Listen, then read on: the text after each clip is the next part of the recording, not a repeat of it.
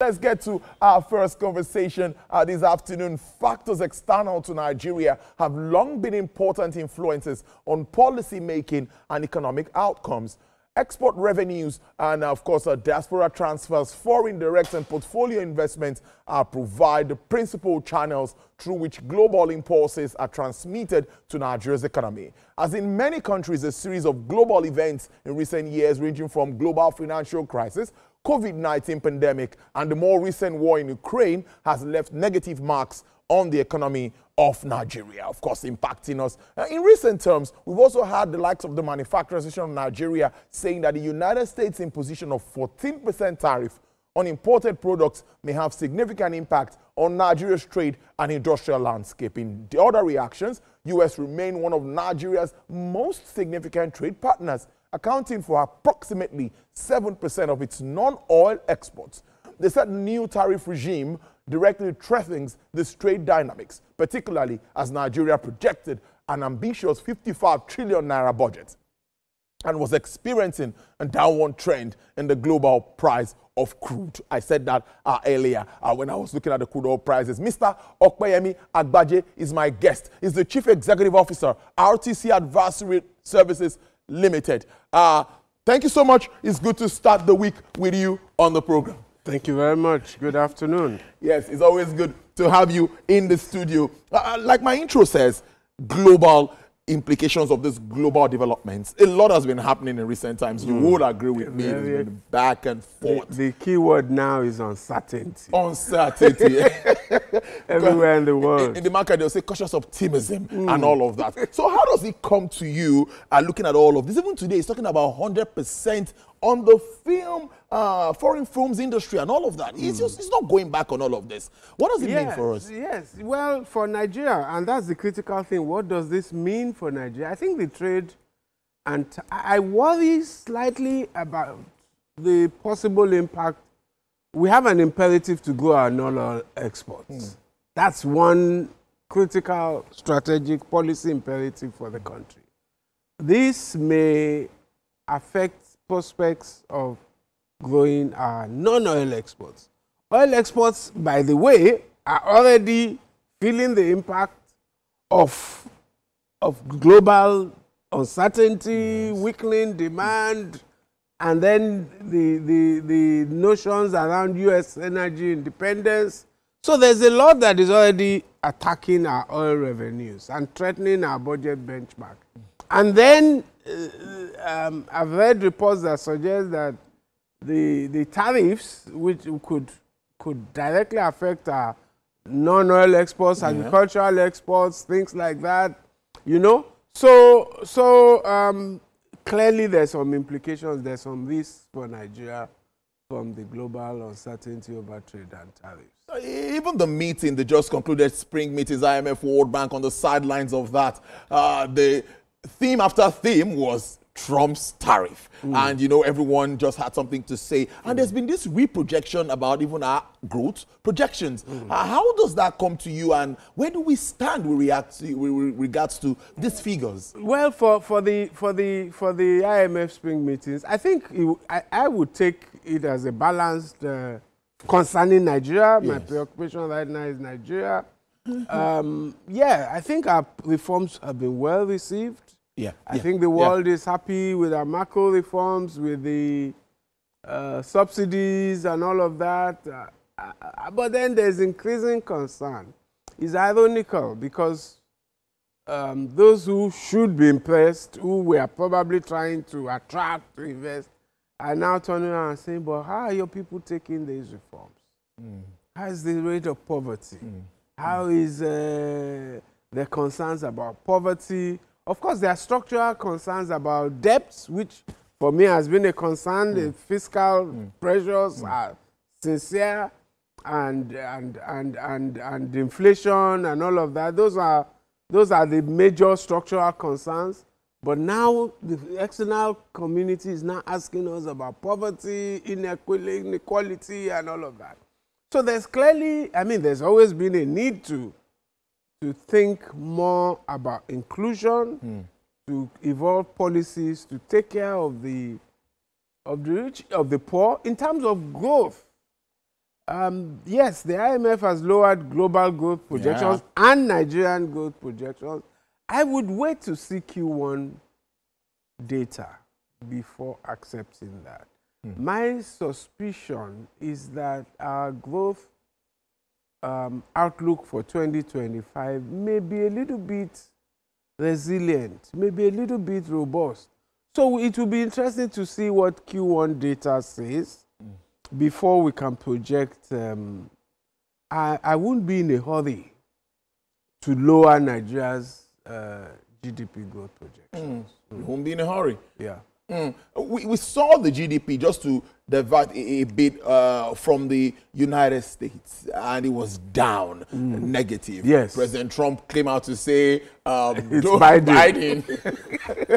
So, but you know, looking at all of this, if that happens again, considering this back and forth, the country might roll into recession. It's in the U.S.'s interest, it's in Trump's interest to resolve this uncertainty over tariffs quickly. They gave a 90-day window for renegotiation. I would hope that, because he doesn't want to start his second tenure with a recession. He has had minus 0.3. Yeah. If he has a second quarter, he has it again. And then it may become a trend, and then it may be difficult to reverse. So I think that it's clearly the uncertainty over tariffs. I think most of his economic policies are pro-growth. But the one of the uncertainty over tariffs is a anti-growth, anti-investment driver. And therefore, so my only hope, even if they resolve tariffs for everybody else, and the only outstanding issue at the end of 90 days is China. China is actually very important in the figures, but it is important that we are having announcements of agreements every day with major countries: India, Vietnam, Indonesia, the European Union, such that there is some perception that things are settling down. Then if there are one or two major economies outstanding at the end of 90 days, well, or even if China is outstanding, but if we go on for long without any announcements of tariffs, I think the uncertainty may continue, and it may just have a second quarter of an economic contraction. And that won't be a good one. Back to inequality, poverty that you talked about before I had to, talk about the GDP figures in the U.S. What sort of interventions? Because I always like to ask this question. I think we need some kind of specific kind of interventions this time that will speak to this issue, because it's not looking too good. The fallout of some of these policies instituted by government. What can be done? Where can we go from here? Which options do we have? I think we must continue to focus on transportation. We must continue to focus on food. In terms of food, we've always said that the major driver that we can quickly address to improve the outlook for food inflation would be security. But that has been worsening with what looks like genocide, ethnic cleansing, whatever you might call it, severe, that I see across villages in central Nigeria. And that's our food production zone. So I think we must focus on, the government has done the university education thing. Good. But not mainstream enough. Transportation is mainstream. Food is mainstream. I think we've done some things on wages, but we need mainstream interventions that would affect large numbers of people. For me, the central areas are food and transport. And then we can look at things like to stimulate construction, which would employ people. We can look at things to stimulate retail trade, which will employ people. Such interventions that carry some scale in large sectors: agriculture, transportation, and construction. Is the CNG initiative also, just a follow-up to that? Good question, because it falls within our target definition, CNG. However, what I'm hearing is that the transporters are not reflecting CNG savings in their prices, even though they have those savings. So that's the Nigerian factor. You know, so we government can only continue to do the things it can do. Yes. But hey, there are some things in which we also need the people to play a part. In it, because I read a report sometime late last week in Abuja where they said they're going to indicate on those vehicles that they are CNG powered, so that when you see them, they won't charge you the same amount for the, I think things I like was that. just yesterday reading a report in which somebody took up the transporter, made a report, and I think there were some consequences. Good. I think that should start to happen now. But how many of us are... Let's look at AFDB and this new report. I read it over the weekend. $614 million is what we are talking about here.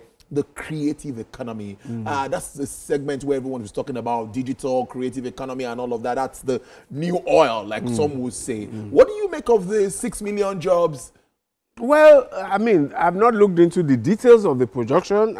I read the thing, and I think it's not extreme, it's not unrealistic. The creative sector can be very large.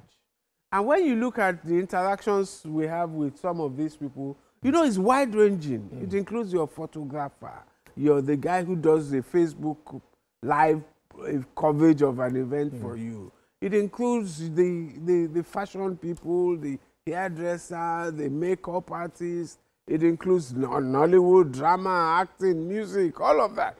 So I would even think it includes some aspects of sports and entertainment and all of that. So this is quite huge. And it comes naturally to our people. We saw Dirty December. That was just, in my view, just a snippet of what the possibilities are. And if you take Lagos State government and its initiatives around all those boat regatta, those initiatives around culture and tourism, I think this can be big. I think all states of Nigeria have something they can put on the map. We can have Kaduna Week. We can have Kaduna Extravaganza. We can have Ojúde-Ọba in Ijebu, Remo Day. We saw Egbaliganza. Those things can scale and become, and just turn Nigeria into a massive destination for tourism and entertainment. And I think the potentials are huge. I once listened or sat with Governor Fashola in those days, and he had commissioned some exercise to look into the economy of Owambe. It's huge. Really, and that's huge. Already on. Agree. So from Thursday, there are people renting canopies. There are people delivering chairs and tables. There are people they're getting ready for makeup, for gele, for all sorts of things. There's drinks. So if you just multiply that by now adding some structure to it beyond somebody died and this is some concerted strategy around culture and tourism. I think there's potential there. So I'm glad that the AFDB is doing that. Yes, I think helping to expand that segment of the economy. Again, a bit back to the IMF spring meeting. I saw this. Should I put it like this? Handshake or coordination between the central bank governor and, of course, Mr. Wale Edun, who's the Minister of the Coordinating the Economy, Minister of Finance. What do you make of that handshake compared to what we used to have? I think I said to you on this program some months back that it would be surprising if Mr. Wale Edun and Cardoso can't get themselves together. I mean, they work together. They're more or less part of a previous team. They're working together. They have mutual boss who they've all. So there's a human basis for coordination. Now there is already on ground. There should also be a policy imperative. It should be clear to both individuals and institutions, because we also have institutions behind them, the central bank and the Ministry of Finance and all the apparatus of the economic management team. There's an imperative around that. What is Wale Edun what complaint did he hear from the IMF and those meetings? Inflation. Whose job is it to deal with inflation? central bank. How can you deal with inflation without some drivers that are fiscal? You know, so there's a policy imperative around collaboration, and I think we should be encouraged that they did that show in that manner. I think they put up a good show. I was reading a report, however, that said, hey, there were a lot of positive comments, but the money didn't come out. And that's still the challenge. How do we get investors to their pocketbooks, you know? How do we get them beyond saying, okay, Nigeria's reforms are good, to saying we'll invest in Nigeria? And if they don't invest in Nigeria, all of this talk is good, but hey, we need some breaks. I've always felt that we need some breaks, and investors' investment flows are rising, but I think, and investment flows in energy, in oil and gas, have appeared to be the most aggressive in responding to Nigeria's reforms. So what did we do right in oil and gas that we need to replicate across sectors? I think that we have focused reforms around the central bank and the Ministry of Finance, and from the subsidy angle down to oil and gas policy. But I think we've not really done much in other aspects of the economy. Foreign reserves are not looking bad at the moment. The figures from the Apex Bank, even the net reserves at a time, all-time high than what we used to have in just last year. Yeah, last year we had a crisis. We had almost 4 billion. Oh, well, not last year anymore. No, not last year, I think 2023. When Mr. Mefele left us and JP Morgan said we had $8 billion. And now we are about 20-something billion dollars. Although one must point out that if you look not at net reserves, so the picture of net reserves is excellent. Okay. But we approached $40 billion of gross reserves. Yes. At around December. And some of us were also projecting that, okay, $40 billion, add the $2 billion we were going to get from that, was it the Eurobond and all of those things. And we were hoping that we will be approaching $45 billion by now. The pattern I observe, and which we must use to balance I see a reason why the CBN has shifted focus to net reserves, which is good, but gross reserves are falling. As we began to defend the currency in January.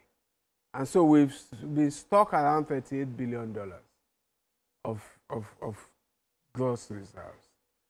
Yes, we've cleared all the backlog. Yes. We've resolved the forward contracts. We've cleared up things. So our net reserves looks much better, and the CBN should be commended for that, and the administration as a whole.